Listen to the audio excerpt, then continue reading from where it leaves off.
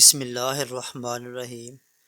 کروڑ درود و سلام نبی پاک صلی اللہ علیہ وآلہ وسلم کی ذات اقدس پر۔ شاہ جی انفو دیکھنے والے تمام دوست احباب کو السلام علیکم ورحمۃ اللہ وبرکاتہ۔ دوستو کیسے ہو؟ امید ہے کہ سب خیریت سے ہوں گے۔ اللہ آپ لوگوں کو ایسے ہی خوش رکھے۔ اے ناظرین اکرام، قرآن پاک میں اللہ پاک ارشاد فرماتا ہے کہ ہر نفس کو موت کا ذائقہ چکھنا ہے، یعنی کائنات کی ہر جاندار چیز کے لیے اللہ نے موت کا وقت اور جگہ مقرر کر رکھی ہے۔ اس سے کسی کو بھی چھٹکارا نہ ملے گا اور نہ ہی کوئی اس سے بھاگ سکے گا۔ اسی لیے ابلیس شیطان کو بھی ایک دن موت ضرور آئے گی، لیکن وہ دن کون سا ہوگا؟ کون ابلیس کو موت دے گا؟ کیا شیطان کو نزاع کے عالم میں تکلیف ہوگی؟ شیطان کی قبر کہاں بنائی جائے گی؟ اور شیطان کتنی مدت تک موت کی نیند سویا رہے گا؟ پہلے دوستو، آج کی اس ویڈیو میں وہ بات بتائی جائے گی جو شاید بہت ہی کم لوگ جانتے ہیں اور آپ کو بھی آج سے پہلے معلوم نہیں ہوگی۔ اس بارے میں مکمل تفصیل جاننے کے لیے آپ سے گزارش ہے کہ ویڈیو کو آخر تک لازمی دیکھیے گا۔ آگے بڑھنے سے پہلے آپ تمام احباب سے گزارش ہے کہ اگر آپ نے ابھی تک اپنے چینل شاہ جی انفو کو سبسکرائب نہیں کیا تو جلدی سے اسے سبسکرائب کر لیں اور ساتھ بنی گھنٹی کو دبا کر آل پہ لازمی سے کلک کر دیں۔ اس ویڈیو کو صدقہ جاری کے نیت سے اپنے سوشل میڈیا دوست احباب کے ساتھ ضرور شیئر کر دیں، کیونکہ اچھی بات پھیلانا صدقہ ہے۔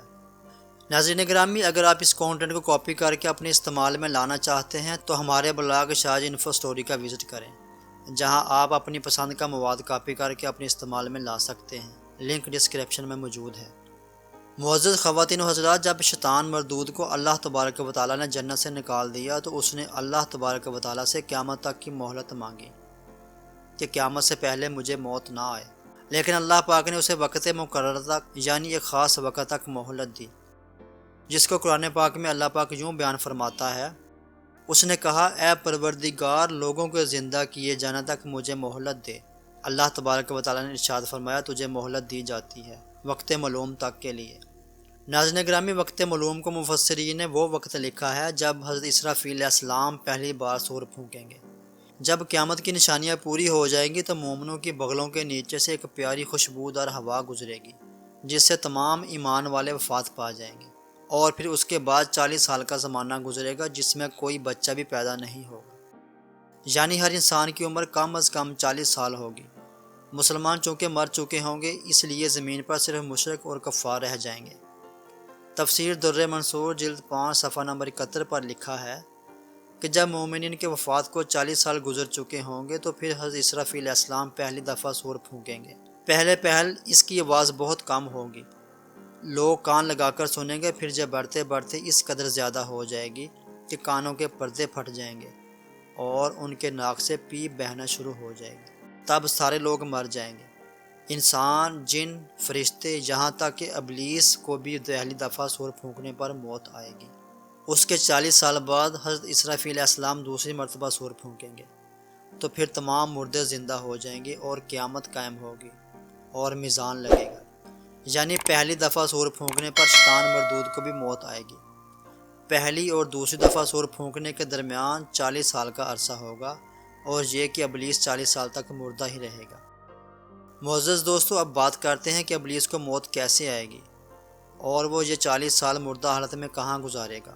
اس سلسلے میں حضرت کعب بن احبار رضی اللہ تعالیٰ عنہ کی ایک مشہور روایت پیش کرتے ہیں۔ آپ ارشاد فرماتے ہیں کہ جب حضرت آدم علیہ السلام کی وفات کا وقت آیا تو وہ پریشان ہو گئے اور اللہ تبارک و تعالیٰ سے عرض کرنے لگے، اے اللہ، میری موت سے میرا ازلی دشمن یعنی شیطان بہت خوش ہوگا، کیونکہ میں مرنے والا ہوں اور وہ قیامت تک زندہ رہے گا۔ اسی وقت ملک الموت حضرت آدم علیہ السلام کی خدمت میں حاضر ہوئے اور عرض کرنے لگے، اے آدم، آپ علیہ السلام وفات کے بعد جنت میں رہیں گے، جبکہ ابلیس قیامت تک دنیا میں رہے گا، اور پھر قیامت سے 40 سال پہلے اس کو ایسی موت آئے گی کہ وہ پوری دنیا کے انسانوں جتنی موت کی تکلیف برداشت کرے گا، اور پھر جہنم ہی اس کا اصل ٹھکانہ ہوگا۔ حضرت کعب رضی اللہ تعالیٰ عنہ نے مزید ارشاد فرمایا کہ حضرت آدم علیہ السلام ملک الموت سے فرمانے لگے کہ مجھے ابلیس کی موت کا منظر بیان کرو۔ ملک الموت علیہ السلام نے جب ابلیس کی موت کا منظر بیان کیا تو وہ اتنی دردناک اور سختی والی موت تھی کہ حضرت آدم علیہ السلام اپنے آنسوؤں پر قابو نہ رکھ سکے۔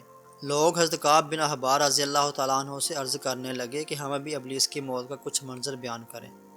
لوگوں کی اصرار کرنے پر آپ رضی اللہ تعالیٰ عنہ نے ابلیس کی موت کا منظر یوں بیان فرمایا: اللہ تبارک و تعالیٰ ملک الموت سے فرمائے گا، میرے غضب اور غصے کا لباس پہن کر جاؤ، ابلیس کی روح قبض کرو اور ابلیس سے تمام انسانوں اور جنوں سے زیادہ سختی کرنا۔ جب ملک الموت علیہ السلام غضب اور غصے سے بھر کر بہت سے فرشتوں کے ساتھ ابلیس کی روح قبض کرنے آئیں گے تو جو بھی آسمان اور زمین میں سے ان کو دیکھ لے گا اور فوراً ہی مر جائے گا۔ جب ملک الموت علیہ السلام ابلیس کے پاس پہنچیں گے تو وہ داڑیں مار مار کر روئے گا۔ پھر شیطان کو موت کی تکلیف دی جائے گی، جو کہ ساری مخلوق کی موت کی تکلیف سے زیادہ ہوگی۔ ابلیس گھبرا کر کبھی مشرق کی طرف بھاگے گا تو کبھی مغرب کی طرف، لیکن ہر طرف اپنے سامنے ملک الموت علیہ السلام کو پائے گا۔ شیطان سمندر میں چھپنے کی کوشش کرے گا، مگر سمندر بھی اسے جگہ نہ دے گا۔ آسمان کی طرف بھاگے گا تو وہاں مقرر فرشتے اس کو آگ کے کوڑے ماریں گے۔ پھر حضرت آدم علیہ السلام کی قبر کے پاس جا کر کہے گا: اے آدم، تمہاری وجہ سے میں ملعون اور مردود ہوا، کاش کہ تم پیدا ہی نہ ہوئے ہوتے۔ پھر ملک الموت علیہ السلام سے کہے گا: کتنی سختی اور تکلیف کے ساتھ میری جان نکالو گے؟ ملک الموت علیہ السلام فرمائیں گے: جتنے لوگ جہنمی ہیں ان سب کی موت سے کہیں زیادہ تکلیف اور سختی کے ساتھ۔ یہ سن کر شیطان تڑپنے لگے گا اور چیختا چلاتا ہوا ادھر ادھر بھاگے گا اور اسی جگہ پہنچ جائے گا جہاں اس نے جنت سے نکلنے کے بعد پہلا قدم رکھا تھا۔ وہ جگہ آگ کے انگاروں کی طرح سرخ ہوگی، زمین چنگاری کی طرح ہو جائے گی اور زبانیاں فرشتے اس کو گھیر لیں گے اور زنبوروں اور آروں سے اس کو چیریں گے۔ جب تک اللہ تبارک و تعالیٰ چاہے گا اس وقت تک حالت نزاع اور موت کے غصے کا شکار رہے گا اور تڑپا تڑپا کر اس کی جان نکالی جائے گی۔ آدم اور حوا علیہ السلام سے کہا جائے گا: ذرا اپنے دشمن کو دیکھو، کیسی ذلت کے ساتھ مر رہا ہے۔ وہ دیکھ کر کہیں گے: یا اللہ، تو نے ہم پر اپنی نعمت مکمل فرما دی۔ پہلے دوستو، انہی جہنمی گڑھوں میں ابلیس 40 سال تک مردہ رہے گا اور یہی اس کی قبر ہوگی۔ پھر 40 سال بعد دوبارہ حضرت اسرافیل علیہ السلام سور پھونکیں گے تو تمام مردے زندہ ہو جائیں گے اور حساب و کتاب کا عمل شروع ہوگا۔ ناظرین گرامی، اس کائنات کی ہر چیز فنا ہونے والی ہے۔ اگر کسی کو دوام حاصل ہے تو وہ صرف اللہ تبارک و تعالیٰ کی ذات ہے۔ ہمیں ہر وقت تیار رہنا چاہیے، کیا پتہ کب کون سی گھڑی ہماری اس دنیا میں آخری ہو اور پھر ہمارے پاس پچھتاوے کے علاوہ کچھ باقی نہ رہے۔ دوستو، امید کرتے ہیں کہ ہماری آج کی یہ ویڈیو آپ کو پسند آئی ہوگی۔ اس ویڈیو کے حوالے سے اپنی پسندیدگی کا اظہار اس ویڈیو کو لائک اور شیئر کر کے ضرور کیجیے گا۔ اس ویڈیو کے متعلق اپنی قیمتی رائے کمنٹ سیکشن میں ضرور دیں۔ آخر میں دعا ہے کہ اللہ پاک ہمیں نیک اعمال کرنے اور آخرت کی تیاری کرنے کی توفیق عطا فرمائے۔ آمین ثم آمین۔ دوبارہ ملیں گے ایک نئی معلوماتی سبق آموز اسلامی ویڈیو کے ساتھ۔ اللہ ہم سب کا حامی و ناصر ہو۔